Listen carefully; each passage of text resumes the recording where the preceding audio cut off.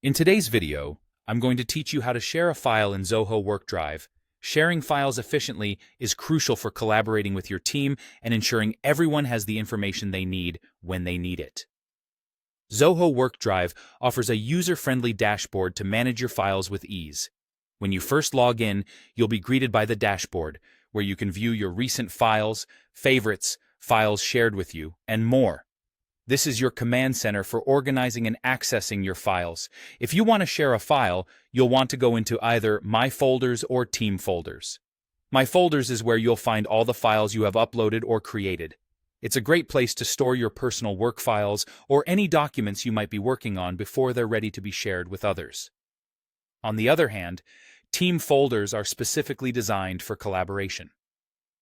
Anyone with access to the team folder can view the files, making it ideal for sharing team-related documents, drafts, and resources. Now, to share a file, navigate to the specific folder where your file is stored. Once you're in the right folder, locate the file you wish to share. Hover over the file name with your cursor, and you should see a small icon that resembles three dots, often called the More Options button. Click on this icon, and a drop-down menu will appear with various options for file management. In this drop-down menu, look for the Share option and click on it. A new window or dialog box will pop up, providing you with sharing settings. In this sharing settings window, you can enter the email addresses of the individuals you wish to share your file with. Zoho WorkDrive allows you to add multiple email addresses at once. So if you're collaborating with a group, simply type in or paste each email address, separating them with commas. You also have the option to define what kind of access you want to give.